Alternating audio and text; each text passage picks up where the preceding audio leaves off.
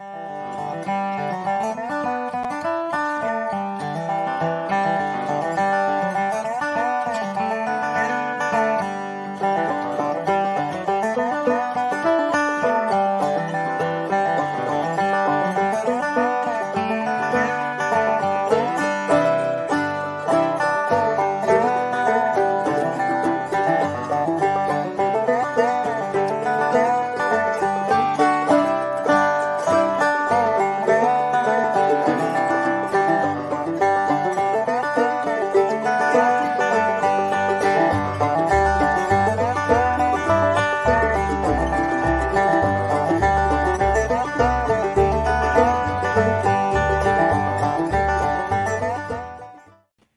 everybody. Welcome to WikiTree Day 2023. I am especially proud to host this particular hour with you because this is my love.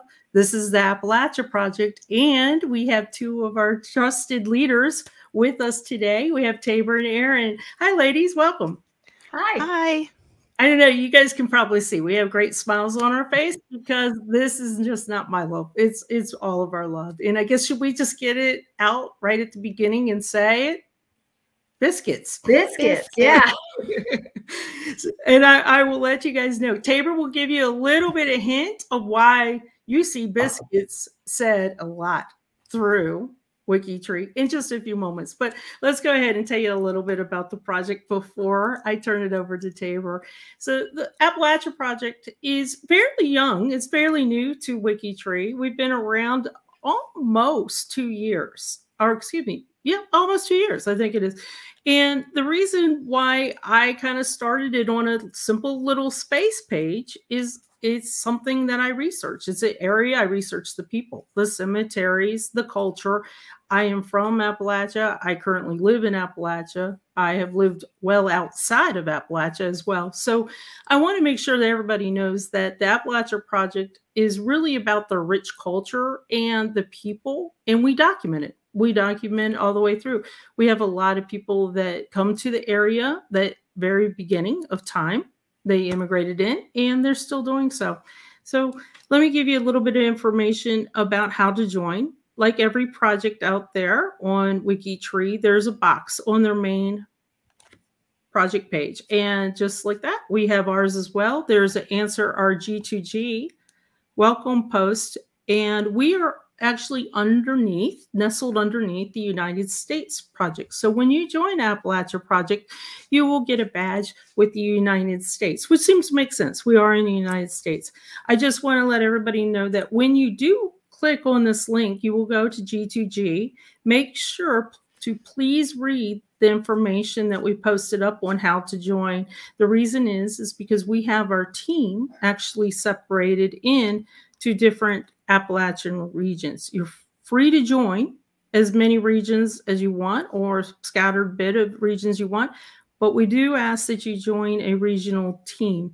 And I think the best way to kind of describe Appalachia is to ask you ladies a little question here. Do you find that people come to you and say, where exactly is Appalachia? Oh, yeah. All the time. Yeah, they think it's really small. Yeah. Yeah, and I think that those that are currently living in Appalachia are surprised to see that they're actually living in Appalachia as well. So our project created a little video with Mountain Jack to help us explain where exactly is Appalachia. And I guess I should pause. If you are mostly in the heart of Appalachia, so keep in mind when you see this video, you will say Appalachia.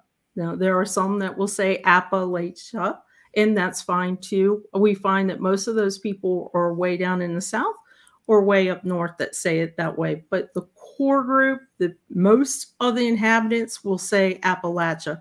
I mention that because that's the way Mountain Jack mentions it as well.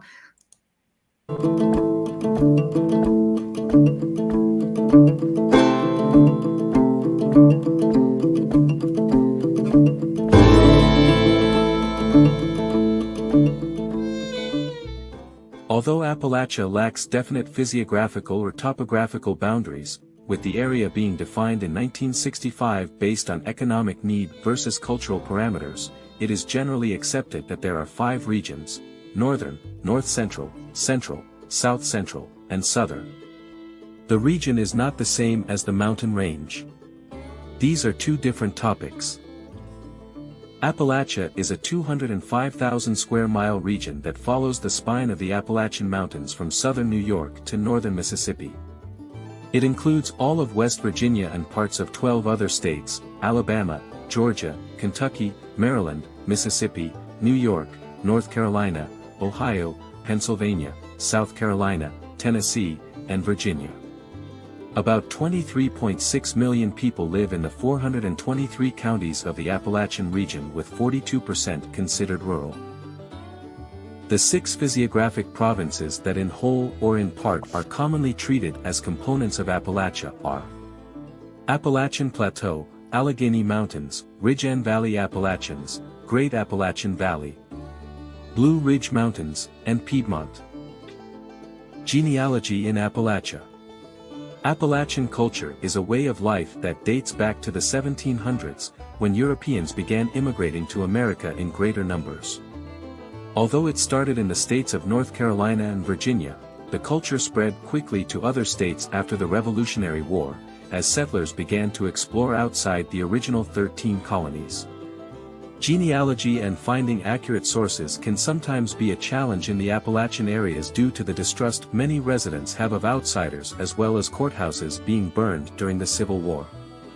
As a result, fictional genealogy has been propagated among the hobby genealogy community. The following tables show the 423 counties over 13 states that are considered part of Appalachia today. The Appalachia Project is organized into regional teams. Appalachia has 5 regions, which are defined by counties, rather than states, so a project member might belong to more than one regional team, even if focusing on only one state. Welcome to Appalachia. Let's just say, thanks, Mountain Jack. So I think that kind of explains it. I do want to mention again that a regional team that is on WikiTree can be in different states. And for example, I happen to only research heavily West Virginia most of the time, but I could have 3 different regions. I could have the northern region, the north central region, and the central region just in that one state. So when you join, that's what I said, make sure to read the G2G post and let us know what particular region or regions you want to join. You're free to join all of them or just some of them. It really is based on what you're researching. And the good news is, even though you join one particular region, you're free to work on profiles anywhere in Appalachia. As a matter of fact, anywhere in the globe on WikiTree. And we encourage that. We don't just stick with our one area, because as most projects know, we do tend to immigrate in and out as we go through. So I just want to mention to read the G2G post when you sign up. Now, the one thing that I know from my own self, and I know from talking to Tabor and Aaron about this, is if there's one word to define Appalachia, that's tough. We're not going to find that one word. Everybody's going to have a different word. And one of our biggest fans of our project, one of our members, Mag, says it's impossible to explain what Appalachia means to her in one word. And we're going to pick a couple different words throughout this broadcast to let you know what Appalachia is. And you're also going to hear from our members, because our members are our community. We're here representing them, but we all 3 of us really recognize that it's the membership and it's the community. And the best way to let you know about the community is to pass it off to Tabor. So Tabor, could you tell us a little bit about the culture of our project and our community? I do think community is central to what Appalachia is, because you have people isolated by those mountains and they're thrown together and they've got to make it work. Mm-hmm. And so one of the strengths of Appalachian community in the real world, as well as our Appalachian project, is that you have people with all these different kinds of strengths, and they come together, and we don't all have to be identical, but we help each other out. So what I wanted to talk about first was how we do that in terms of genealogy. So for example, within our group, we have a number of people who are just aces at DNA. And I don't know a thing about DNA, and I get completely confused, and they start talking about Y's and M something numbers. But I know it's important. I know it's important in genealogy. And I know that if you were to come into our conversation and say, look, I just got my report and I don't know what it means. There are people at any time of the day, 24 hours a day, that will be on the Discord who will explain your report and do it kindly, even though you're a novice. Like, let me explain, let me bring you up to speed here. We have so many skills. We have a lot of people who are really understand military records and what you can glean from them. And so this is one of the projects that one of our members started, the 105th Ohio Volunteer, which is a Union unit from the Civil War. I also do military work, but all my relatives fought on the other side. So sorry to say. That's Appalachia mostly. But yes, but you end up, you know, kind of getting familiar with what military records are. So a lot of people will come into the conversation and say, I'm trying to find out, you know, where my loved one served. And there's people, again, with those kinds of expertise that can help you. We have a number of people, but I'm thinking of one in particular who just can read any handwriting, especially handwriting from the 19th century or the 18th. The scribble, I know that I have relatives whose name was Jesse. There's a number of Jessies. And a lot of times those are written as what looks like to us today, Jepe. But it's understanding all that handwriting. We have handwriting expert who can help you understand what is written. And what I find really fascinating about the knowledge that she brings is that sometimes you're like, it's a cause of death.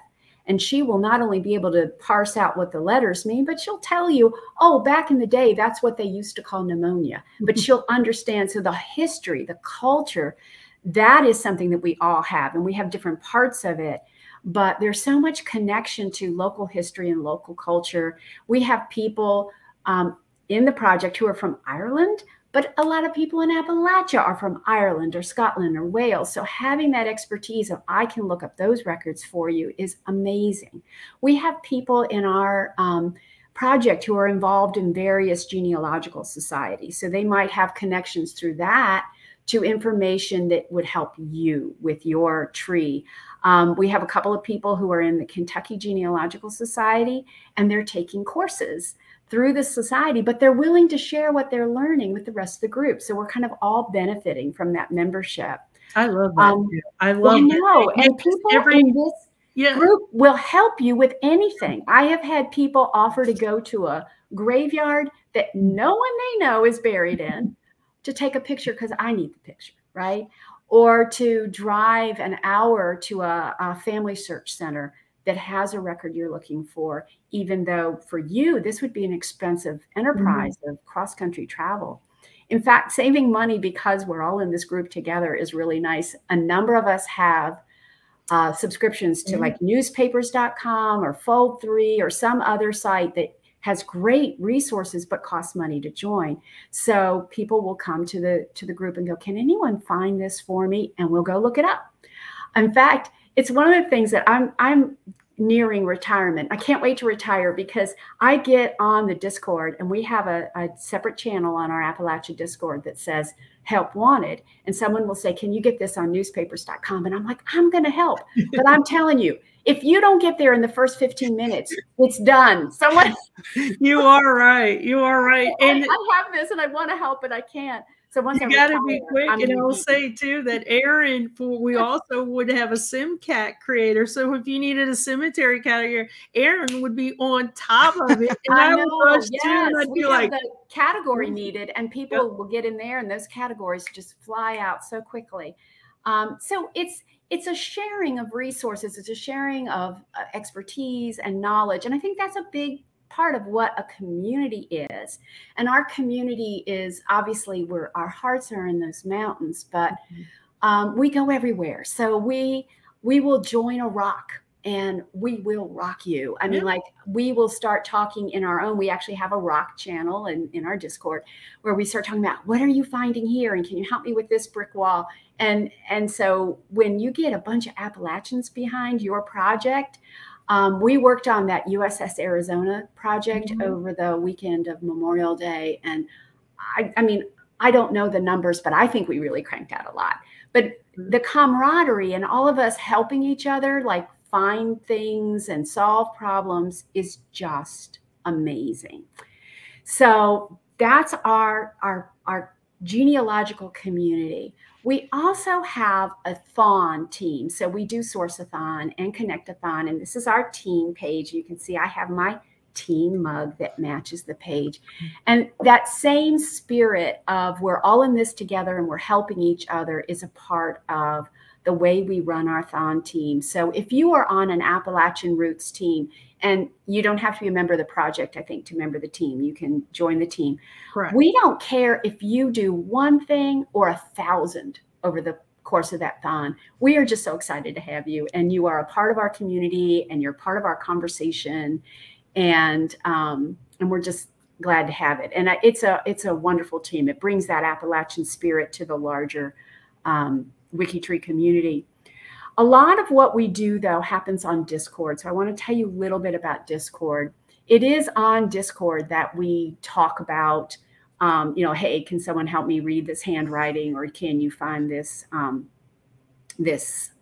source? But there's so much more that happens once we're doing all that, and we're doing it in the spirit of community. We talk about life. Sandy's son just turned 21. And, you know, we were all there both cheering him, but commiserating with hers. Her baby flies the coop, you know.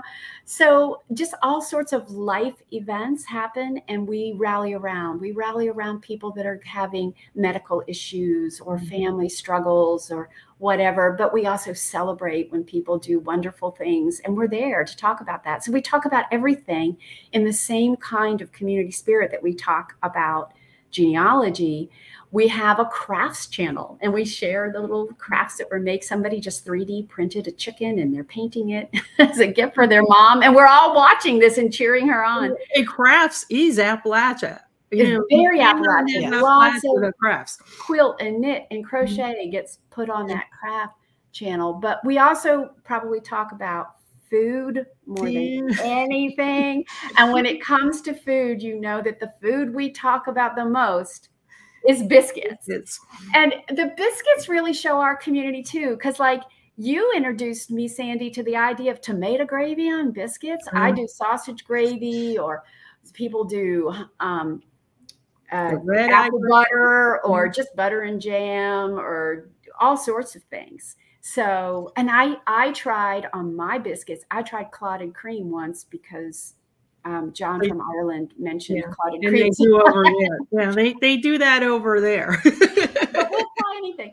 So even the biscuits, it's not just one kind of biscuit. We're like, all of this community and diversity is a part of what Appalachia is. So when you hear people somewhere on WikiTree in a you know, a hangout or something going, biscuits, biscuits, biscuits, it means so much more than a beautiful little puff of pillowy goodness.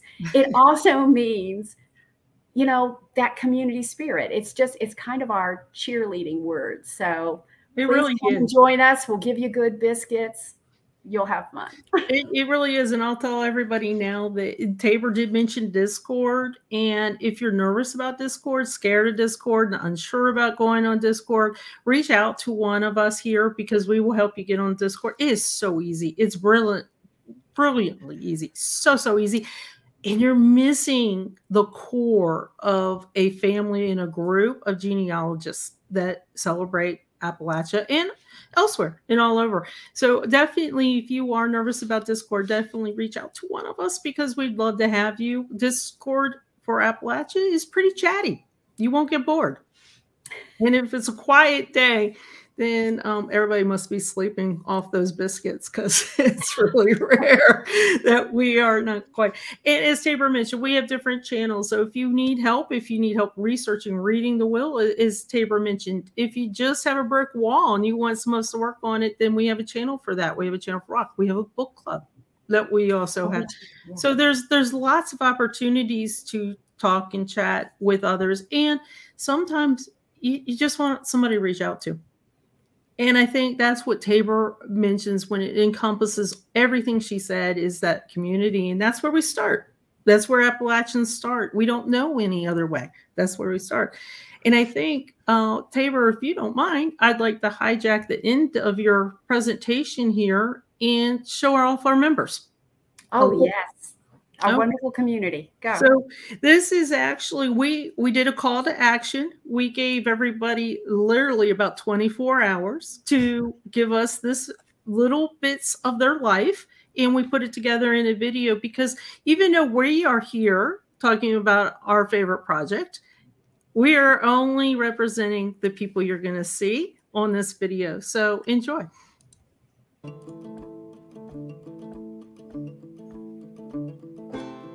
Appalachia is everything to me. Family. Community. Family values. Home away from home. Culture and music. Love, friends, kindness. Appalachia means home, family, and heritage. Much of my family history, like the Randall McCoy well. Mountains and ancestors. It refreshes my spirit. It's welcoming and peaceful, and it means home, even though it's not where I grew up. Cultural heritage. Family. The big old mountains are my home. Family connection. Home, nature, beauty, history, family, all those things. And we can't forget biscuits. Mountains. Close-knit families. Endogamy, endogamy, endogamy. Home, quilts, family, belonging, cornbread, biscuits.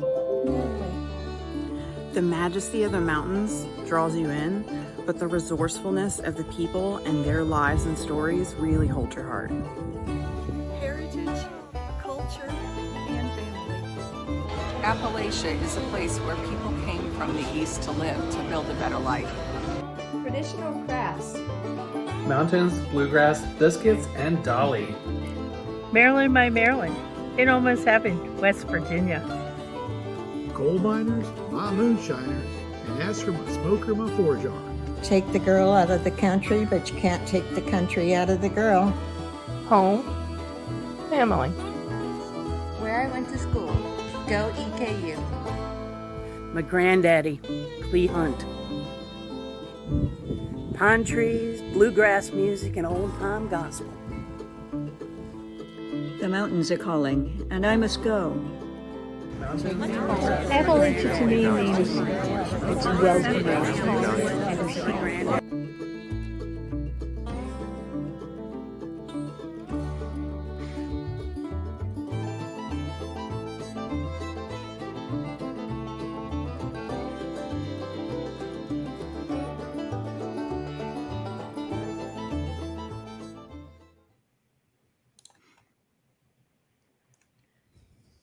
I am so proud of everybody that contributed. I look at these faces that are showing here, and these are our notables. So that's why I kind of paused the video here.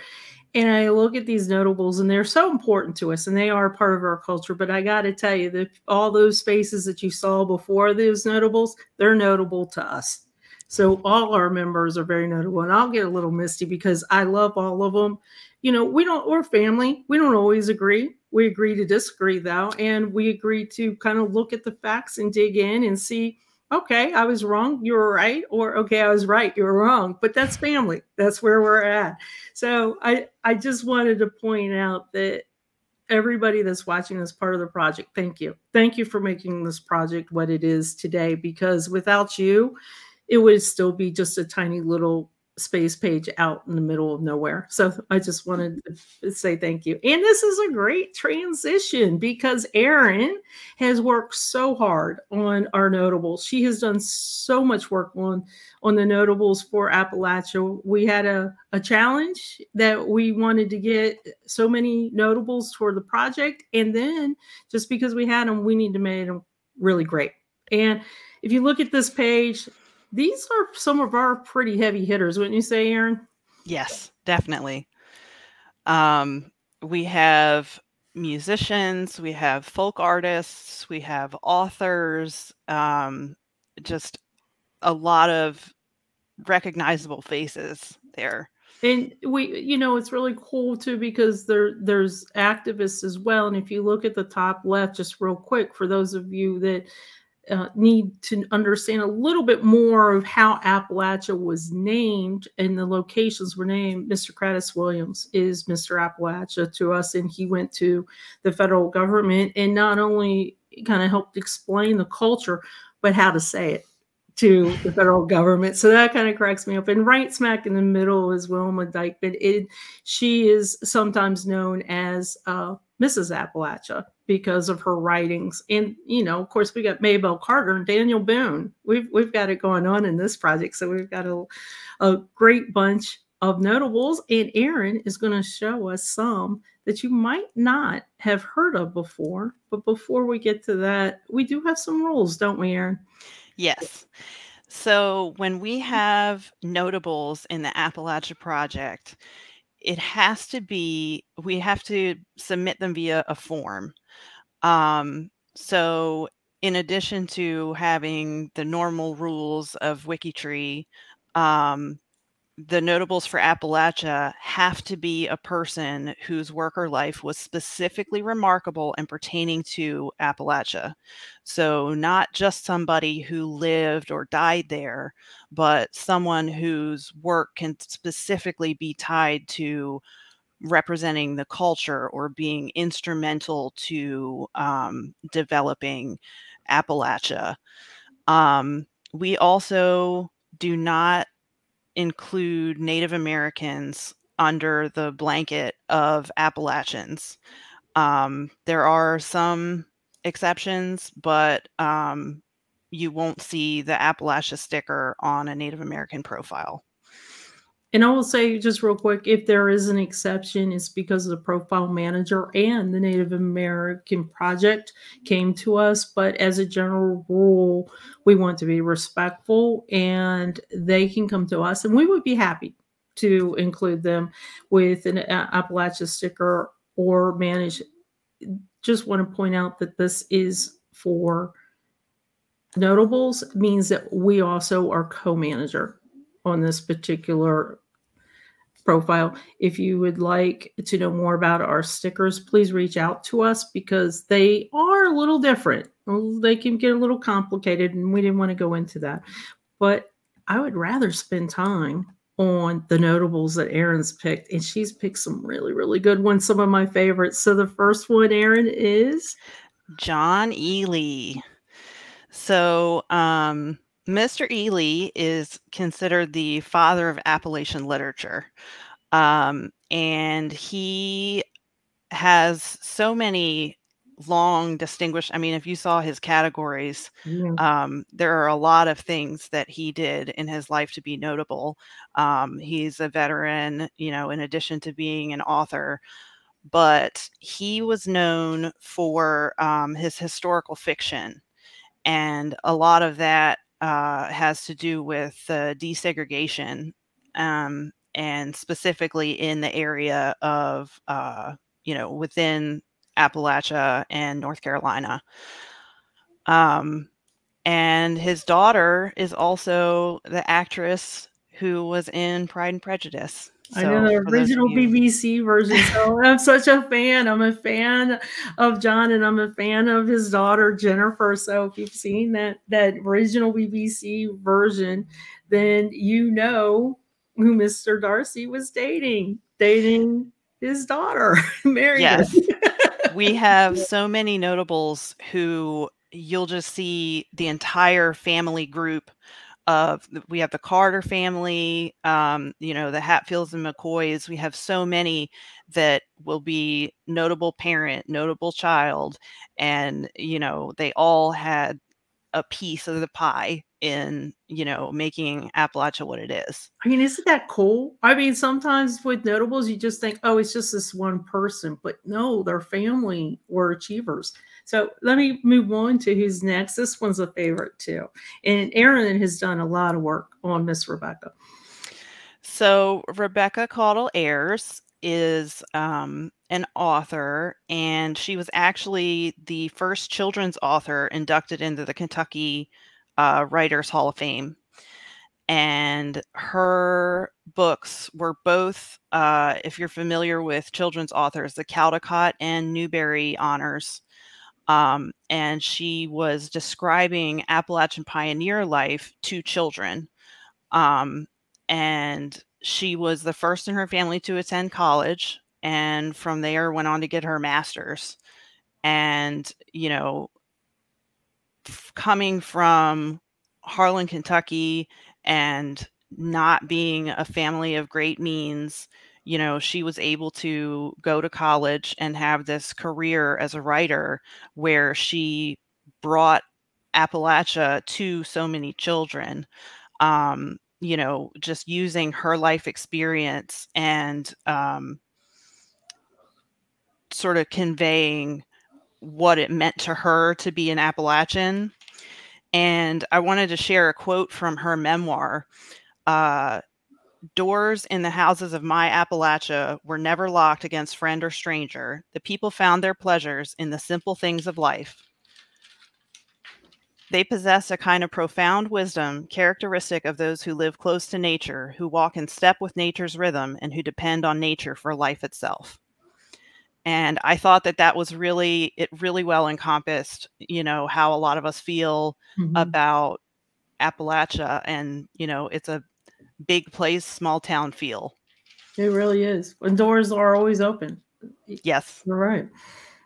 Our doors are open on Discord. They are. They are. And one of my favorites, I was so pleased that you picked Nimrod Workman. So tell us a little bit about Nimrod. So Mr. Workman was a singer and a coal miner. He actually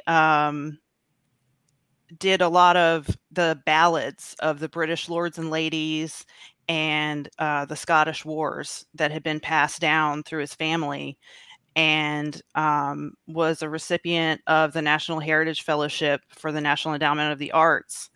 And unfortunately, working in the coal mines, he did get black lung, but he still was able to perform as long as he lived.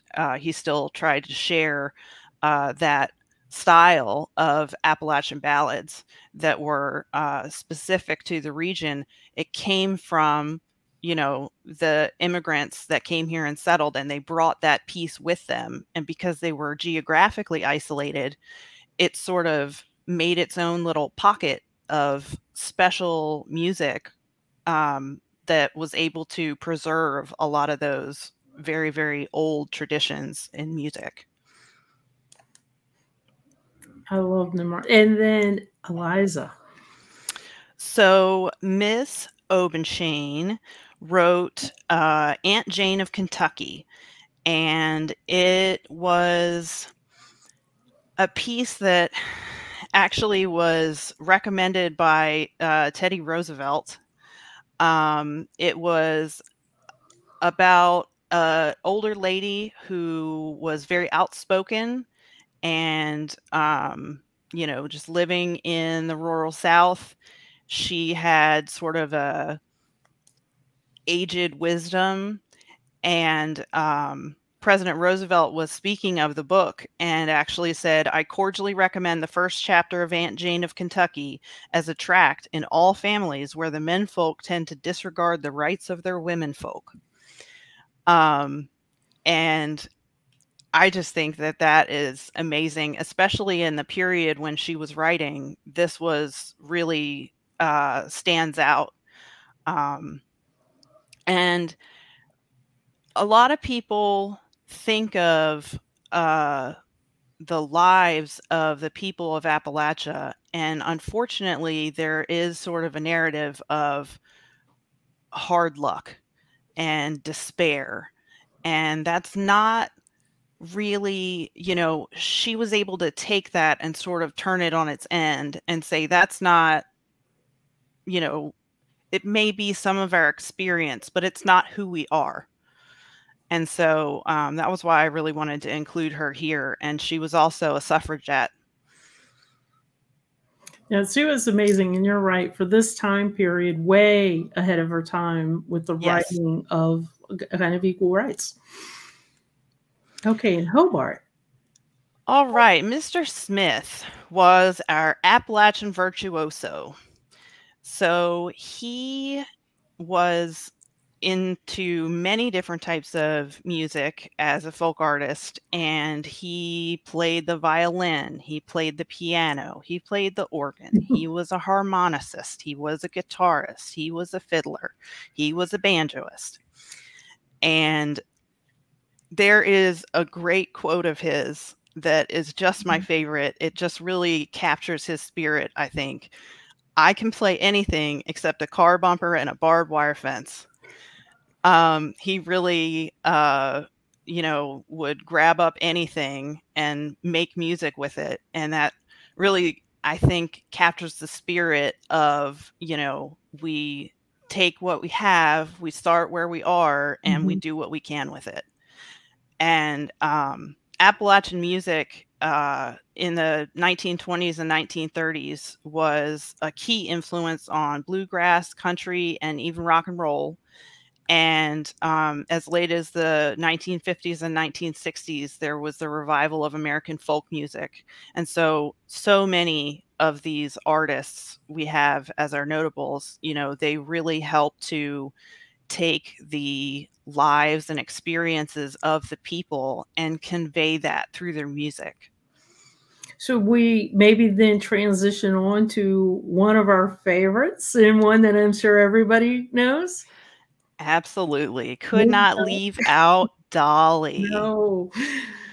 And as amazing as her career has been, with 60 years of producing beautiful music and being highly acclaimed, I actually also, she's got the Grammys, and she's got the Country Music Awards and the People's Choice Awards. But Dolly also, her humanitarian work is just, it makes her an absolute treasure.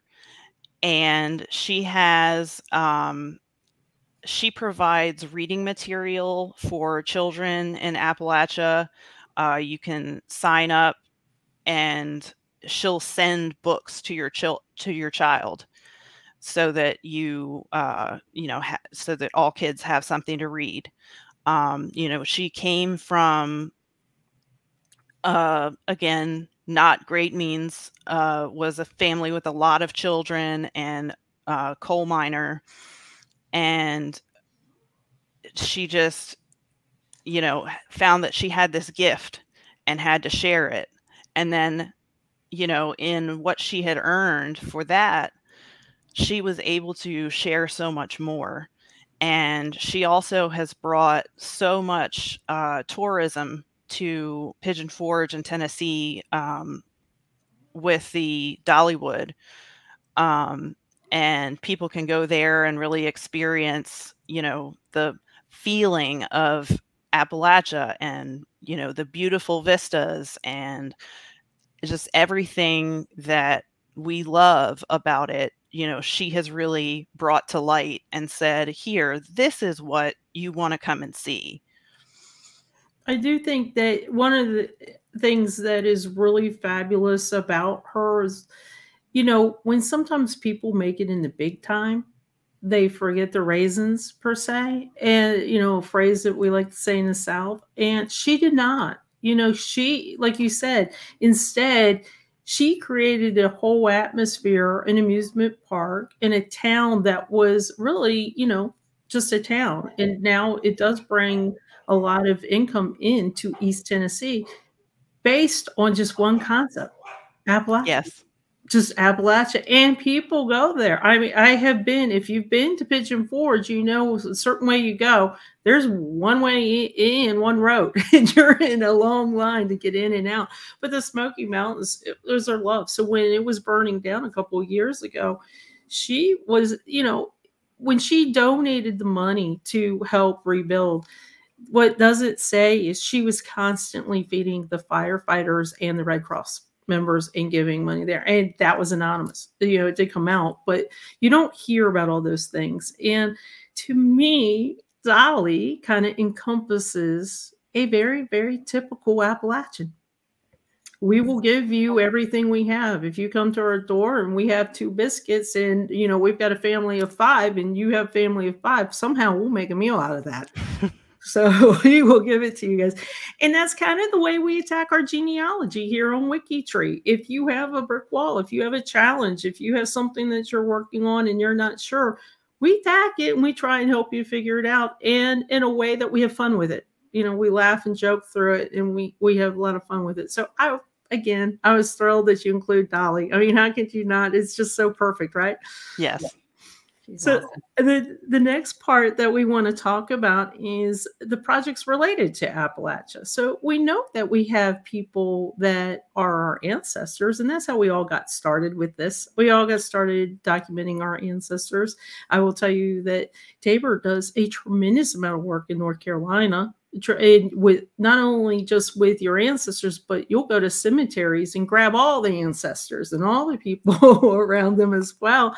And Aaron has a tremendous amount in Western Maryland and Western Pennsylvania. And interesting enough, Aaron's people and ancestors in Western Maryland in particularly were farmers, apple farmers.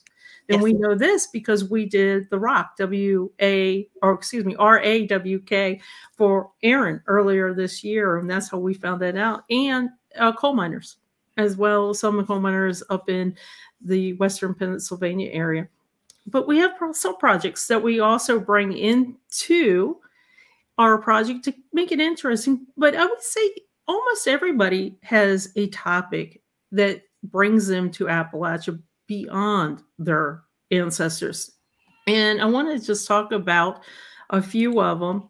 As you guys know, I would say our most popular sub-project would be the Hatfields and McCoys. Mm-hmm. And the Hatfields and McCoys are some of the most active, looked at, viewed, edited profiles within WikiTree. And we manage that line because they do come from West Virginia and Virginia area. So we do have them. And they're great. And I love the Hatfields and McCoys. They're very intriguing to me as well. I can see where I'm related to them. There's a place called the Tug Valley where they come from. There's a lot of information out there that have been brought to this project to make it more accurate, because sometimes Hollywood does not make everything exactly the way that it happened. And we've had some members actually that these are their true ancestors, bring real information to help us create not only the sourced information perfect for these guys, but biographies as well. So I really love that. And if you guys have any interest in Hatfields and McCoys, definitely check out this page, because our members have spent a tremendous amount of time looking at them, making sure their biographies were correct and sources. Just give you a little tour. You know, William Anderson Hatfield is one side of the leader of the family, and then Randolph McCoy. You might see at the top here, and this is going to be different for everybody. So, for example, Randolph is my 16th cousin, 6 times removed. I have this because I have the WikiTree browser extension installed. This will also probably bring up how we like to also see as a group, how we relate to each other and who our closest cousins are. Let me ask you guys. So I just recently realized a member joined that was 5th cousins with me. If you guys had anybody closer, then I was shocked. That was very close. I'm trying to remember how close I am to Pip, but yeah, there's some, you get up in our page and you say my connections and you find out, hey, you're really connected to some people. And I will tell you too, when we mentioned Discord, when you come into our Discord, the very first thing we're going to do after we say hello is tell you how close you are connected to us, because you can help us with genealogy and research. And maybe you have that missing photo that we don't have, or maybe you have that missing will or document. And that's how we operate as a community. But we also have people that join our project specifically just to work on sub-projects. And in 2024, the Appalachia Project really wants to work on more sub projects because they're fun. They're just really, really fun. We started this year with the Frontier Nursing Service, and there's a great series on PBS, and you can see snippets of it on YouTube, a little bit, if not the whole series. But this was really, really great because we started this project documenting the nurses that were on horseback in Kentucky in really, really rural areas where when we say a trail, we're meaning on the side of a hill or mountain. It was really challenging. But what we did is we said, let's recognize these women, these nurses that came about to help clear some of the diseases, but also what they did is they made sure that more babies were born and there were less stillborn and babies that came about because of their care.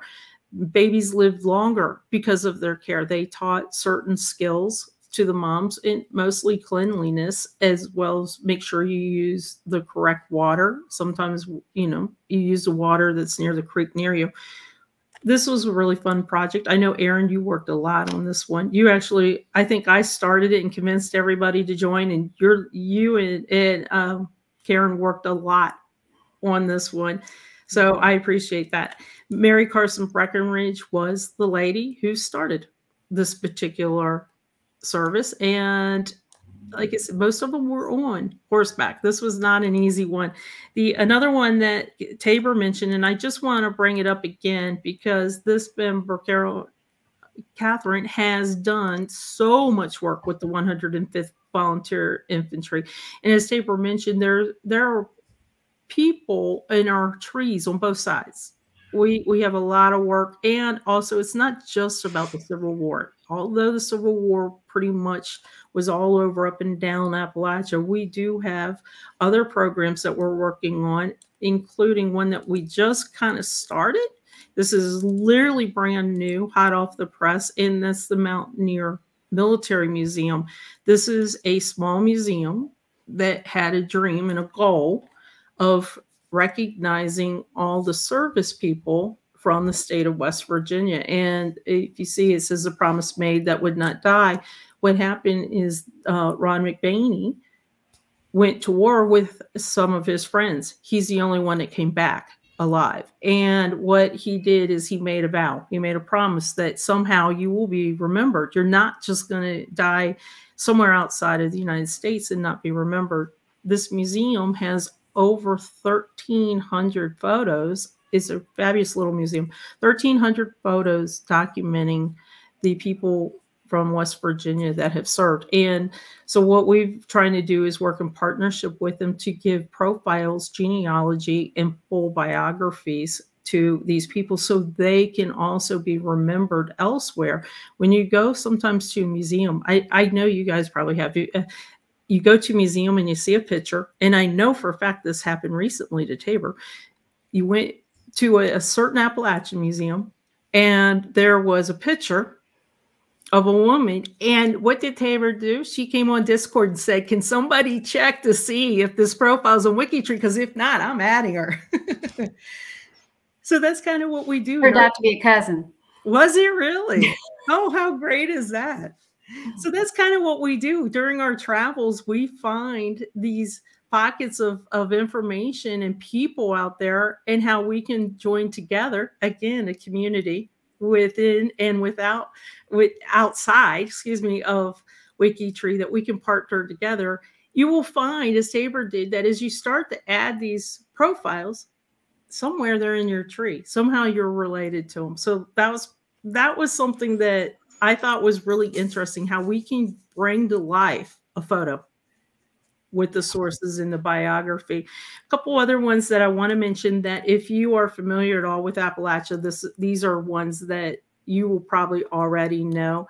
The Malungans or group, they do go outside of Appalachia, primarily in Appalachia. So we do have a researcher that's looking at that combined with DNA, trying to do the full profiles as biography and source, and including the DNA along with it. The salt makers, if you do not know, Appalachia has actually salt makers. And this is a fantastic page that Liz Shiflett made to recognize something that she really had a love in creating. The Blue People of Kentucky. You probably have heard of them. If you haven't, check out the page. There's another member of our team, Pam, that talks about the Blue People of Kentucky and gives you full information on who they are. One other one that I'll mention is we also sometimes document things that we don't want to document. And that would be, if you're familiar with the movie We Are Marshall, that's what this page is about. So this is about the plane crash that happened with Marshall University. And somebody had a love of Appalachia, a love of football, a love of West Virginia, and a love of Marshall University. So they created this particular space page. And as you can see, there's a table that tells us if they're connected or not. And if they do not have a link, that means that somebody could jump right on in and create that profile. So when we talk about our categories and we talk about our projects that are related to Appalachia, even though you see these here and somebody created a space page for them, does not mean you can't jump in and help out. These will always need help. Wouldn't you guys say? Oh, yeah. Yes. They'll always need help. And lastly, the Bristol sessions, another one that literally fell in my lap. This is one that I'm working on. And the reason why this fell in my lap, just came back from a 2-week business trip. I happened to attend a jam session in a small, tiny white country church. Brilliant people sitting there teaching others how to play instruments. And then afterwards, they did a little jam session. Somebody came up to me afterwards and said, "So you really document Appalachia?" And I was a stranger. Keep this in mind. I was a stranger. So a little unsure if he wanted to talk to me or not. And I started telling him that what we do on WikiTree and how we help build biographies. And wouldn't you know it, his father was one of the original from the Bristol sessions that happened in Bristol, Tennessee. And you know who else was there? The Carter family. And they were friends. And I mean, I literally got chills. And he's like, I just don't want my dad to not be remembered because he wasn't as popular as, say, the Carter family. So he actually gave us text for the biography. And he has the only recording left of his father from this Bristol session that he's going to give us a little snippet and send it so we can include it on the WikiTree biography page for him. Literally, I was not planning on doing this, just fell in my lap. And when he started telling me his story of his dad, I was like, that's kind of cool. And then went to Bristol and toured the museum again about the Bristol sessions. And it was fantastic. I think that's kind of explains how we sometimes get started on our sub projects. Don't you guys think? I mean, we're focused. If you see us on Monday, we have a plan. We know what we're working on. By Monday night, we're working on something else usually because somebody comes in and says, "Hey, I need help. Can you help me? Can you do this? Can you do that?" So I think we have a lot of fun working with other people. Sometimes it's tricky because we can't find something and we feel disappointed, but doesn't mean we give up. We keep digging. And like Tabor said, it's a community. We built this project on community. Did I leave anything out, ladies? Well, I think you had to because there's so much to say, but I think we hit all the high notes. So, and again, I want to appreciate both of you for sharing your passion and your love with the project day to day, but also coming here for WikiTree Day 2023 and sharing your passion for the project and telling us a little bit more about your experiences with the project. All of us would agree it's our members. We are members too, and we recognize that, but it's our members. And there's days that somebody is having a bad time and we'll be right there with them, cheering them up. And there's days we laugh. We laugh most of the time pretty hard. So if you are interested in Appalachia, if you have ancestors in Appalachia, or if you're just interested in the culture in the area, we have several people that love folk music. And they know that it comes from Appalachia. They don't know where Appalachia is, but they know where the musician is. So they come and join us too. You do not need to go through a trail program or any type of course program to join Appalachia, all you need to do is go to the G2G and tell us which teams you would like to join, and then join us on Discord. That's where the fun happens. Please do. I know. Yeah, it's so much fun. And I have to say, when you first join, you're going to get deluged with hi. You're like, don't get scared in the first 10 seconds because it's almost overwhelming. But it is, but that's who we are. We're welcome. We are. Yeah. Welcome. Well, thanks everybody for watching. And if you're watching this after the fact, thanks for coming back to Appalachia Project and watching us and join us on the project and join us on Discord. If you have any questions, please reach out to one of us here on the screen. We're more than happy to help you out. And that's a wrap, guys.